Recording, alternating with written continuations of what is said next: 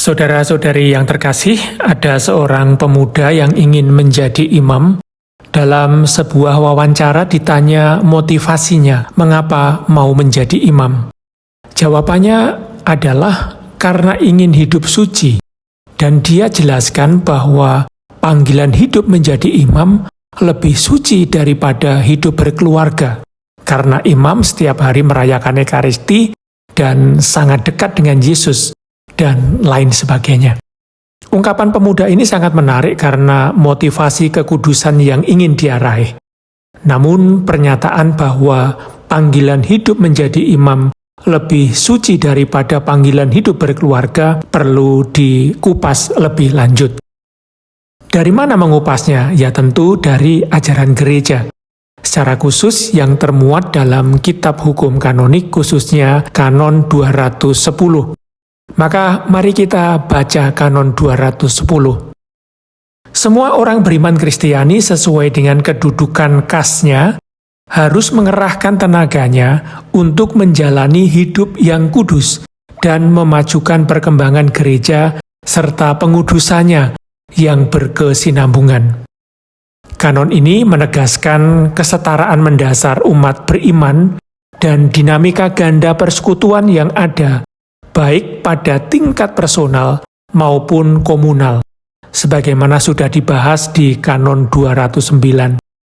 Menurut Lumen Gentium nomor 41, dalam aneka bentuk kehidupan serta tugas satu kesucian yang sama diamalkan oleh semua, yang digerakkan oleh Roh Allah. Karena itu, tidak ada panggilan hidup atau status hidup yang satu lebih suci atau lebih kudus dari yang lain. Panggilan hidup menjadi imam tidak lebih suci dari panggilan hidup sebagai seorang awam. Religius dengan kaul-kaulnya tidak lebih kudus daripada seorang romo diosesan dengan janji-janjinya, dan lain sebagainya. Karena satu panggilan kepada kekudusan muncul dari relasi personal atau persekutuan dengan Tuhan.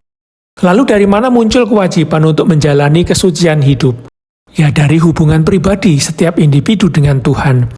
Dari baptisan dan juga persekutuan penuh dengan gereja Katolik, sebagaimana dibahas di Kanon 205.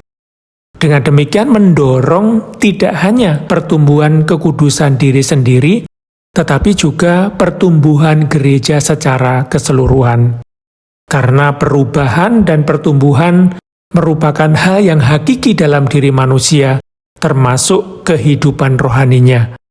Umat beriman harus berusaha terus-menerus untuk memperdalam persekutuan mereka dengan Tuhan dan dengan gereja.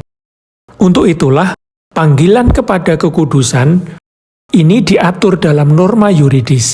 Pertama-tama, kesetaraan semua umat beriman di dalam menggapai dan menjalani kekudusan hidup.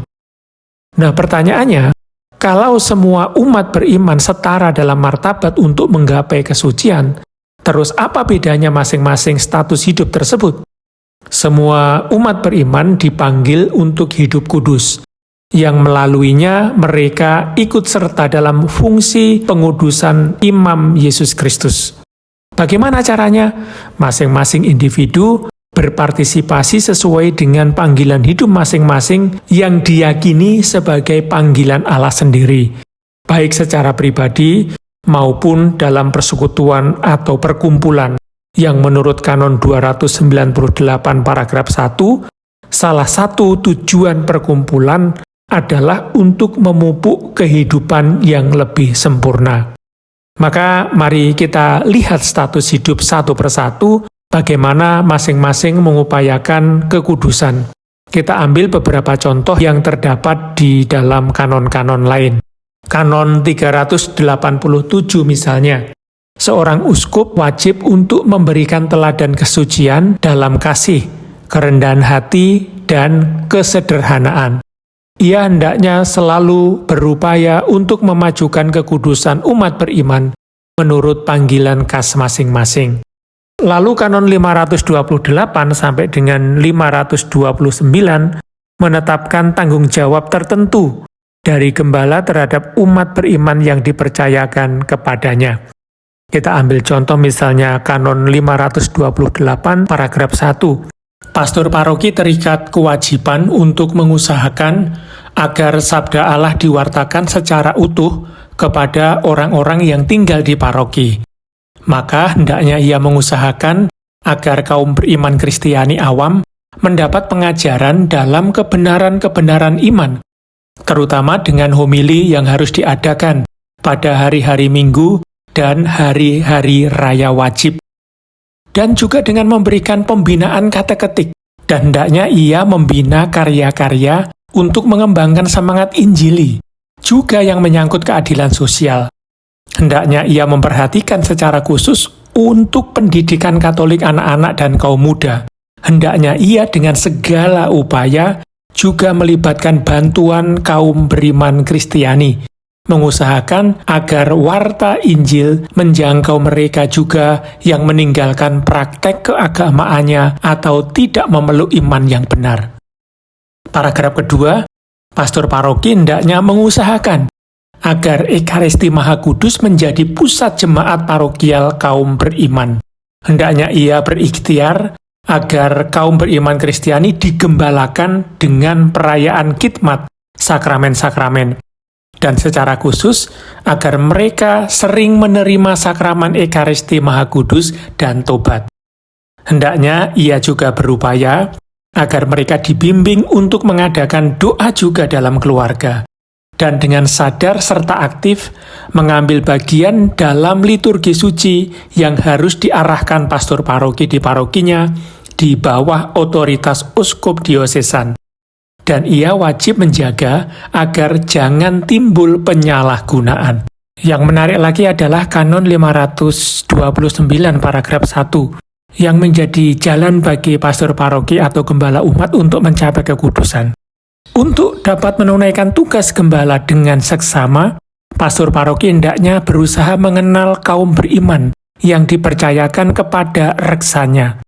Maka hendaknya ia mengunjungi keluarga-keluarga, mengambil bagian dalam keprihatinan, kecemasan, dan kedukaan kaum beriman dan menyerahkan mereka kepada Tuhan, dan dengan arif memperbaiki mereka jika mereka bersalah dalam suatu hal. Hendaknya ia dengan penuh kasih sayang membantu orang-orang sakit, terutama yang mendekati kematian, menguatkan mereka dengan sakramen-sakramen, dan mendoakan mereka dengan penuh perhatian. Hendaknya ia sungguh-sungguh rajin mencari orang-orang yang miskin, putus asa, kesepian, dibuang dari tanah airnya, dan tertekan kesulitan-kesulitan khusus. Hendaknya ia juga berusaha agar suami istri dan orang tua dibantu memenuhi tugas-tugas khas mereka, dan hendaknya ia membina perkembangan hidup Kristiani dalam keluarga. Sementara itu, para klerus untuk menggapai kesuciannya, mereka wajib untuk mengejar kekudusan dengan cara yang khusus, karena mereka adalah pembagi misteri Tuhan dalam pelayanan umatnya. Lalu bagaimana dengan keluarga-keluarga? Di Kanon 226 paragraf 1 dikatakan bahwa mereka yang hidup dalam status perkawinan sesuai dengan panggilan khas terikat kewajiban untuk berusaha membangun umat Allah melalui perkawinan dan keluarga. Selain itu, mereka juga terikat kewajiban untuk mengusahakan pendidikan Kristiani anak-anak mereka menurut ajaran yang diwariskan oleh gereja. Dan yang tak kalah pentingnya adalah melebihi semua yang lain, orang tua wajib untuk membina anak-anak mereka di dalam iman dan dalam praktek kehidupan sehari-hari, baik lewat perkataan maupun teladan hidup mereka. Demikian pula terikat kewajiban yang sama mereka yang menggantikan orang tua dan para wali baptis. Selain itu, terlibat aktif menurut cara masing-masing dalam perayaan-perayaan liturgi, terutama Ekaristi. Sedangkan bagi mereka yang terpanggil untuk hidup bakti sebagai biarawan-biarawati, status mereka yang mengikrarkan nasihat-nasihat Injili termasuk dalam kehidupan dan kekudusan gereja. Lalu Kanon 573 paragraf 1, hidup yang dibaktikan dengan pengikraran nasihat-nasihat Injili adalah bentuk hidup yang tetap. Dengannya, orang beriman yang atas dorongan Roh Kudus mengikuti Kristus secara lebih dekat, dipersembahkan secara utuh kepada Allah yang paling dicintai, agar mereka, demi kehormatan baginya dan juga demi pembangunan gereja, serta keselamatan dunia, dilengkapi dengan dasar baru yang khusus, mengejar kesempurnaan cinta kasih dalam pelayanan kerajaan Allah, dan sebagai tanda unggul dalam gereja, mewartakan kemuliaan surgawi. Itulah bagaimana orang-orang terpanggil secara khusus dalam hidup bakti itu menggapai kekudusan. Nah, saudara-saudari yang terkasih, itulah gambaran bagaimana masing-masing status atau panggilan hidup menggapai kesucian dengan sangat konkret bahwa kewajiban untuk menggapai kesucian itu ternyata juga berakibat pada kewajiban-kewajiban yang lain yang harus dipenuhi. Dengan mengupayakan dan menggapai kekudusan, semua umat beriman Kristiani tanpa kecuali akhirnya berkontribusi pada transformasi dunia searah dengan rencana keselamatan Allah. Nah, itulah penjelasan Kanon 210. Semoga berguna. Terima kasih.